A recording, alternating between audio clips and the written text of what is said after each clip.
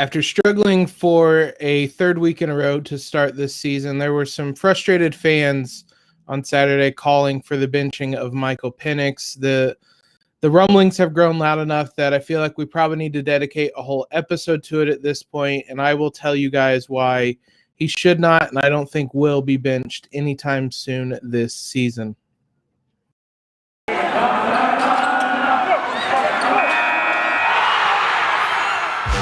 You are Locked On Hoosiers, your daily podcast on the Indiana Hoosiers.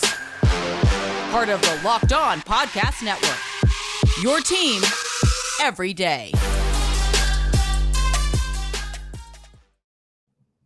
What is up, guys? It is Tuesday, September 21st on Locked On Hoosiers, your daily source for IU athletic news. I appreciate you guys making us part of your day. I am your host, as always, Jacob Rude, bringing you all that news and bringing you the discussion today on Michael Penix. As I said, it is a discussion that there were kind of rumblings of it on after or during that Iowa game. I thought it was really silly then, even as bad as he looked. They grew louder and louder on the game Saturday, and honestly, I think it's a very silly suggestion. But we will dive into that shortly. Before we do that, the Hoosiers are 1 week away from the start of Big Ten play. There's no better place to stay up to date with all the news on the Big Ten than with the Locked On Big Ten podcast hosted by Nate Dickinson. We've appeared on there a couple times, and he's a great host, keeps you guys up to date. So be sure to check them out wherever you guys get your podcasts. While you're there as well, head on over and give us a subscribe if you haven't already. Leave us a rating and review and let us know how we're doing so far. I want this to be a discussion. I check in on the rating or the reviews, I should say. So if any of you have questions, you can submit them over there.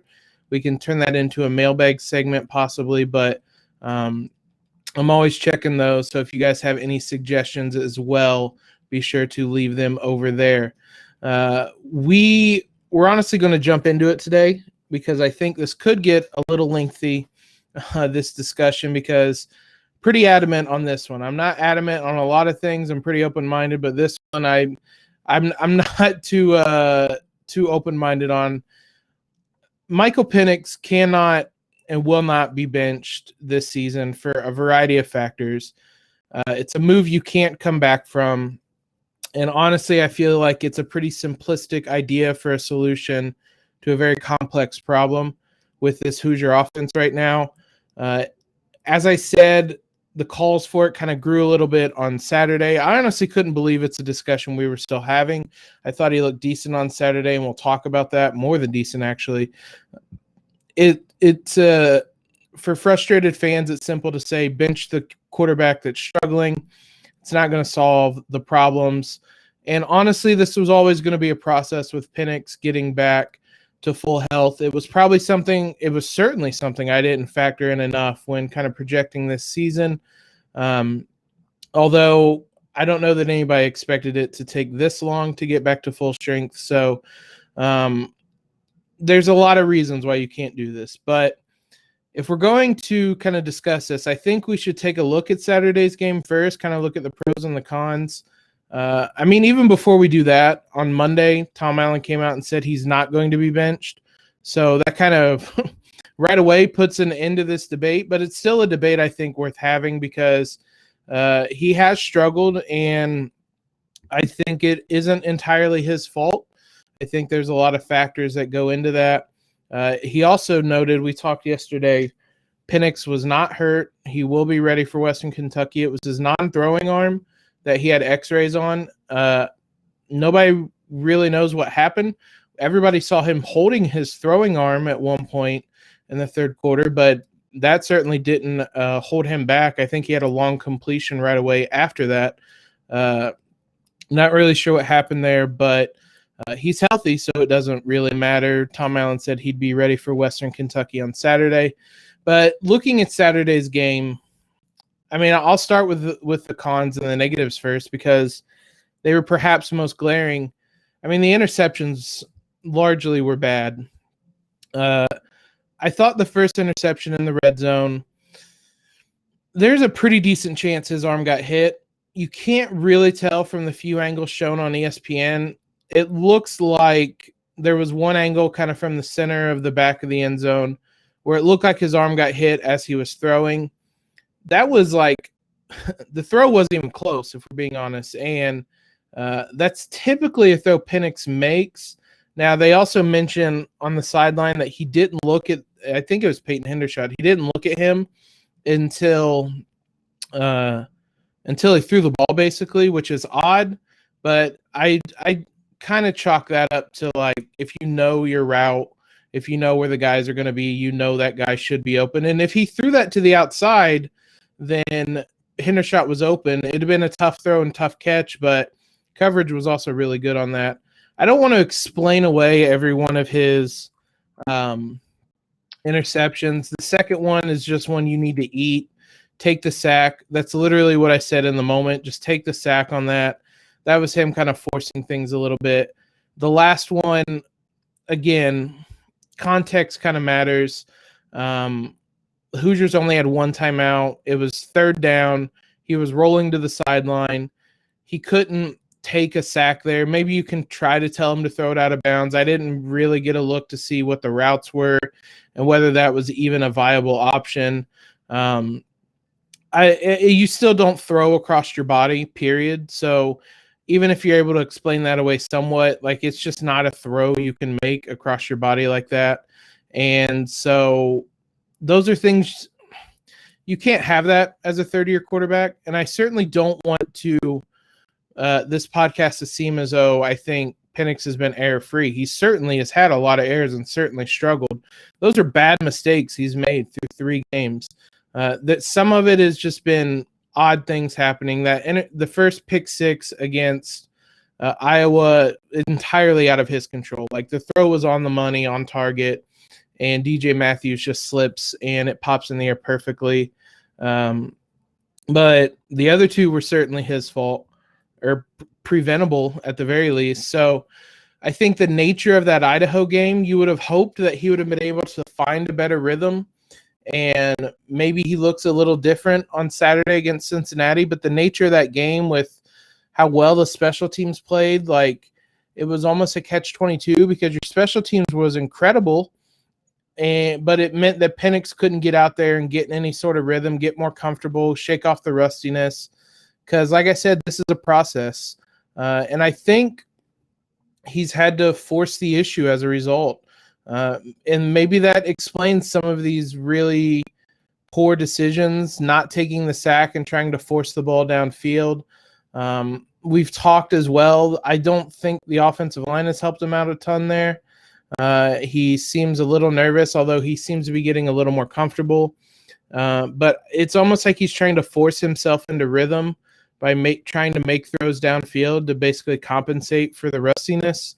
But it's uncharacteristic. It's things he didn't do last season. Like, he didn't throw across his body in a situation where you need to score. Like, we saw it against Penn State in the first game last season.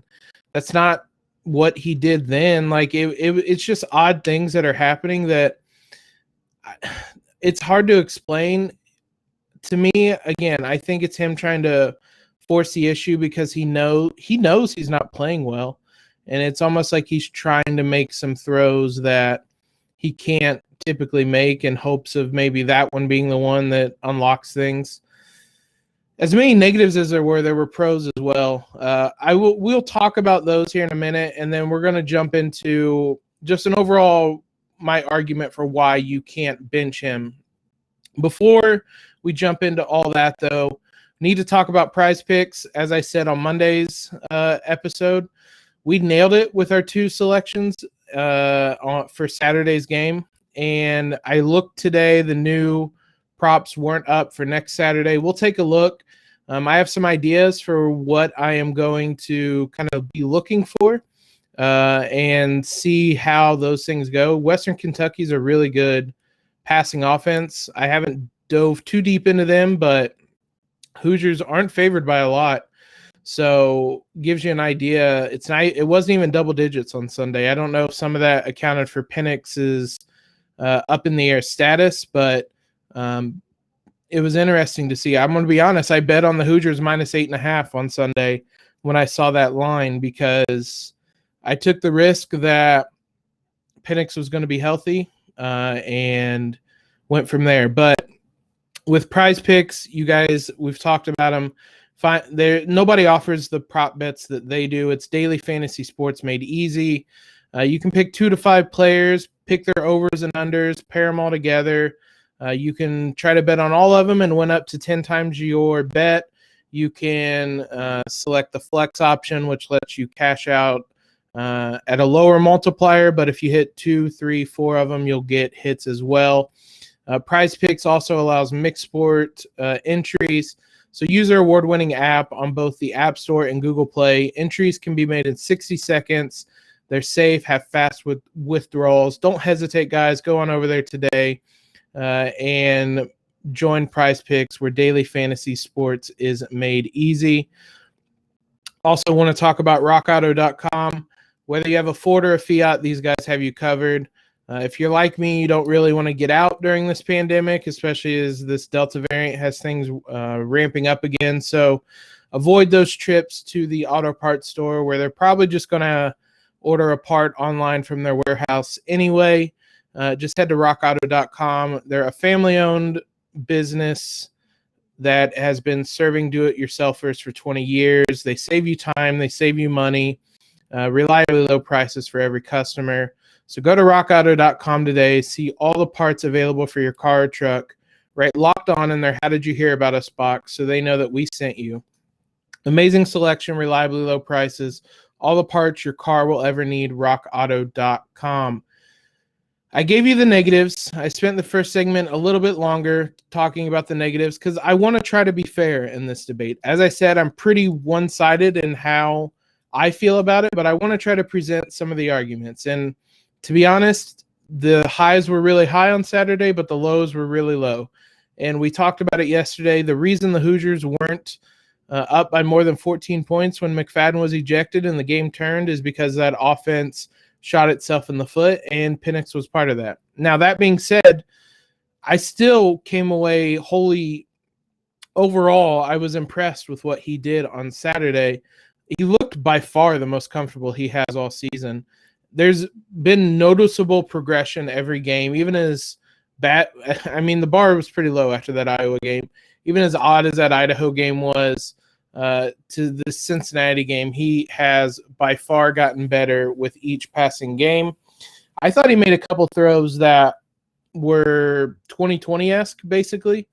He had one series or one drive where he made a great kind of touch throw to DJ Matthews down the right sideline, dropped it in a basket for him. And then I want to say the very next play, he made a throw under pressure across the middle. I believe it was to Matthews again, threw it at a spot where only Matthews could get it. He was covered pretty well on that. Those throws looked like 2020 Michael Penix. We talked about the interception somewhat not being his fault. Again, I don't want this to be like actually, he wasn't that bad type of thing. Even if his arm was hit on that red zone play, just eat it. Try to gain a couple yards by running the ball. You probably shouldn't be throwing passes in general at guys you're not even looking at. And the same with that late game situation. Even if the Hoosiers only had one timeout, even if he was rolling to the sideline, even if it was 3rd and long, the last thing you can do is throw an interception. So both of those weren't entirely his fault, but they're throws you can't make. Like, you can't throw interceptions in either one of those scenarios. It was tough, but they weren't entirely his fault. And looking at everything in a vacuum isn't fair, basically. So at the end of the day, you just simply can't bench him. And Zach Osterman with the Indy Star kind of beat me to the punch on this. He wrote a really good article today, making a lot of the points I was going to make and I will make. I'm trying not to repeat him too much, but there's a couple points for why I think you can't bench him. Number one, I think it's fair to look at the defenses he's faced so far, because he's looked bad, but he's also faced through 3 weeks what are 2 top 10 defenses. Nick Sheridan said today, the nature of the defenses we've gone up against is to not make you get comfortable, which is the case with both teams. We use SP Plus a lot. It's going to be kind of the base standings and metric I use. Based on that, Iowa is currently the number 2 number 2 defense in the nation. Georgia's number 1, and Cincinnati is currently the number 10 defense in the nation. He looked better against Cincinnati than Iowa. There was a lot of factors around that, but that's 2 top 10 defenses in the first 3 weeks. It's not going to get easier because Penn State is currently at number 6 and Ohio State is currently much further down at 37. So he'll get a break there, but Michigan's number 8, Wisconsin, they don't play this season. He's not going to get any breaks in that regard, but hopefully by then he'll have some of the rust shaken off. But these are 2 really tough defenses he's played. And for a guy that's trying to come back from a torn ACL, it's not the easiest way to start a season.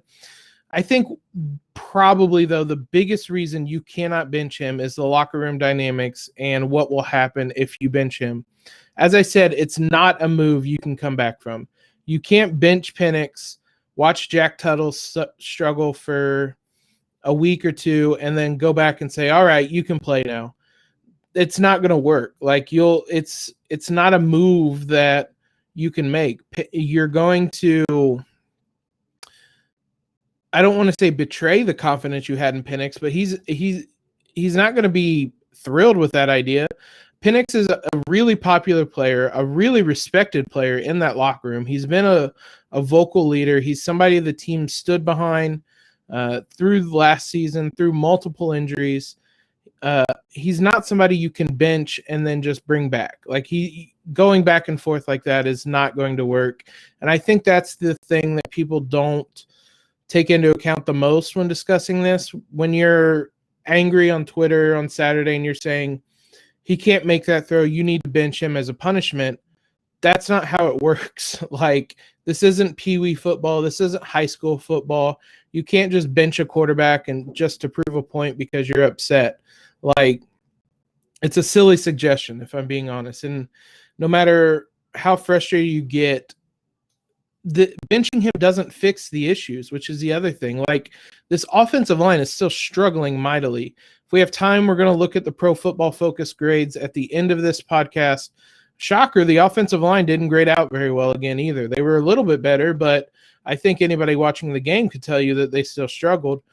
The wide receivers, there's going to need to be some conversations about them as well that we might have this week. DJ Matthews, checked off. He's been terrific. 2 of the 3 games, Hendershot's been good. The rest of the wide receiving core has been, like, Ty Freifogel there's some serious questions that need to be asked. Miles Marshall has been largely invisible.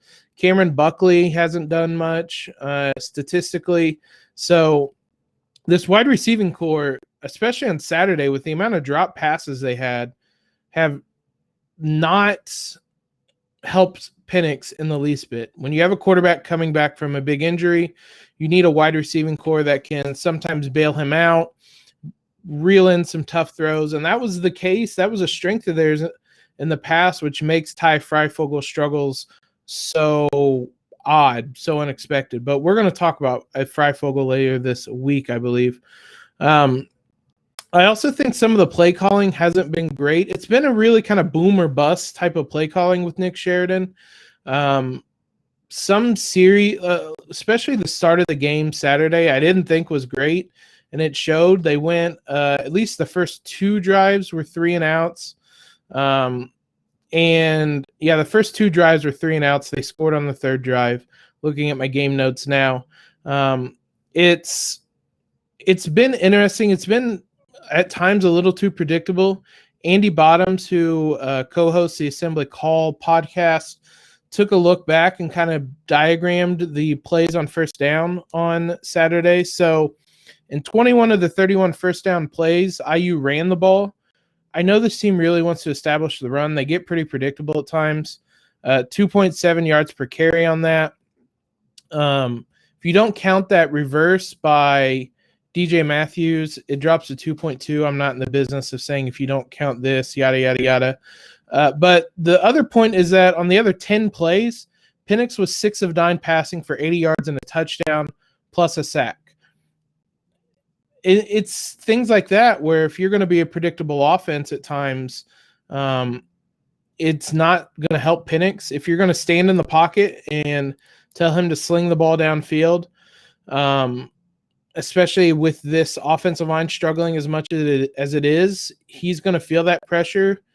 Moving him out of the pocket, I thought they did a good job of on Saturday, and you saw he had his two touchdowns to Hendershot and Carr were him moving out of the pocket, manipulating the defense a bit on that Carr touchdown and scoring. So I think that's the best way to use him when you look at trying to get a little more creative in the play calling. We have a couple more things, couple more points I want to talk about. I don't know that we're going to get to the Pro Football Focus grades today. We'll save them for another day, but there's still a couple more points I want to talk about with this team. We need to talk about BetOnline.ag first. I mentioned earlier that I was already looking at the lines for Sunday. To me, that's the best time to look at them is right when they come out, because a lot of times it seems that they're a little off, or it might be a little bit of an eye-opener. It was a 3.5 line against Cincinnati. The Bearcats favored, we talked about, and I ultimately took Cincinnati. This week, I'm taking the Hoosiers. We'll talk about why on a later episode this week. But I was surprised. Like I said, it was 8.5 when I looked at it to start with. It's up to 9. It was at 9.5 briefly. I think that might continue to go up. I wouldn't be surprised if it's a pretty strong game from IU this week. But I found out all that information on BetOnline, which is your number one spot for pro and college football action this season. Head to the website, use the mobile app, sign up today with your 100% welcome bonus. That's double your initial deposit just for signing up. Promo code Locked On. Whether it's football, basketball, boxing, or even your favorite Vegas casino games, don't wait to take advantage of all the amazing offers available to you this season. BetOnline is the fastest and easiest way to bet all your favorite sports. BetOnline, your online sports book experts. As I said, or as we were discussing, one of the other points I still think with this team is that the ceiling is at its highest when Penix is in the backfield at quarterback. Jack Tuttle is a good quarterback, would be a starter on a lot of Division I teams. We saw him come in last season in a really tough spot, lead IU to a win against Wisconsin. I don't know about the play calling in that bowl game against Ole Miss, especially with his injury, but alas, I'm not reopening that wound. But he was really good in his limited action last season. To me, the way I kind of look at it is Jack Tuttle is a floor raiser. Michael Penix is a ceiling raiser. That means the floor is lower with Penix, as we've seen. When it's bad, it's really bad. But we also saw last year that he went ultimately toe-to-toe with Ohio State and nearly pulled off a wild upset because he was on the field. With all due respect to Jack Tuttle, I don't think he was throwing for 500 yards and I believe it was 5 touchdowns that day. Penix is able to do that. Now, that version of Penix is far away from the one we've seen. If you bench him as well, you're pretty much ruining any chance of him progressing back to that version, because he's not going – it's a point Tom Allen's made repeatedly in that you can't replicate in-game action. If you bench him, that's another reason why there's no turning back, because you can't replicate that action. The rustiness isn't going to go away, and – he's never going to get better than where he's at now. And then if Tuttle struggles and you bring him back, he still has to work. Penix still has to work his way back. It's not going to work like that. So Tuttle is good. I think Penix has the ability to be elite. Overall, as I said, it's a simplistic solution to a complex problem. I understand the frustration. It was an annoying game, to be honest, on Saturday. Penix throwing 3 interceptions, one of them in the red zone, one of them to end the game. I understand why fans were upset about it. Benching him is never going to be the answer. That is not going to solve IU's problems. The offensive line is going to struggle no matter who's out there. The wide receivers, maybe the wide receivers get better when Jack Tuttle comes in. Certainly there's a positive regression to the mean coming, but it doesn't, I mean, that wouldn't be because Tuttle's out there. That would just be because this receiving core is too talented to struggle this much the whole season. Ultimately, as I said at the top, Tom Allen came out, gave his full support of Michael Penix. I don't think he's going anywhere. It would take multiple more weeks of him struggling mightily for me to consider the idea. And at that point, it would probably be to salvage a bowl game berth. We're a long way from there, probably through the Ohio State game. Listen, as we said, there's a good chance IU starts this season 2-3. Those Iowa, Cincinnati, Penn State games were always going to be rough. That Ohio State game was always going to be rough. Things look even a little bit more difficult now. Michigan State looks pretty decent. Still not sold on their win Saturday. I think Miami's overrated. I don't know that they would have ever been ranked in the polls if we didn't have preseason polls. We talked about that during fall camp. But a couple of these teams look better than maybe they anticipated. Michigan's up there. Maryland's look decent. Rutgers is 3-0. So it's maybe even a tougher task than expected, but ultimately it's still way too premature to be calling for Penix's benching. If you expected anything different than this through the first 3 weeks, considering all the context of him coming back from injury, facing 2 top 10 defenses, in reality, and as I said, I was wrong I had my expectations too high. Ultimately, we need to kind of reset things, and it's still 2 losses to 2 top, I think will ultimately be 2 top 10 teams at the end of the season. It's not bad, like in the grand scheme of things. So I still think you need to keep things in context and remember that this is IU, and as frustrating as it is to lose to a top 10 opponent, they went toe-to-toe with a top 10 opponent for the better part of 60 minutes, in-game minutes, I should say, on Saturday. Penix was a big reason why at times. He's a big reason why they lost. As I said, it's a complex situation, doesn't have an easy answer right now. We still need more sample size before we get there. That'll do it for today. I know that was a lot. I tried to be as fair about it as possible, but we did not get to those Pro Football Focus grades. I will save them. Our fearless leader, Ross Jackson, sent those over to me. Again, teaser, the offensive line didn't grade out well. Penix didn't grade out well. A couple expected names are near the top. So we will go over those potentially on Wednesday. We will take a look. As I said, this week's episodes are going to could be a little scattered. I fly out to Los Angeles on Tuesday. I typically record the shows the night before. We will see what I will be like on Tuesday night in LA. It might not be till later in the day on Wednesday before that episode goes up, but there will be episodes. Be on the lookout for them. More reason to follow the Locked On Hoosiers Twitter account at @LO_Hoosiers. More reason to subscribe so that you get the podcast as soon as they are available. Follow us on Twitter. Follow us on Instagram. Listen to the Locked On Bets podcast while you are over there, guys. Hosted by your boy Q and handicapping expert Lee Sterling. You can get daily picks, blowout specials, wrong team favorite picks, and Lee Sterling's lock of the day. Follow the Locked On Bets podcast, brought to you by BetOnline.ag or wherever you get podcasts. Have a great Tuesday, everybody, and LEO.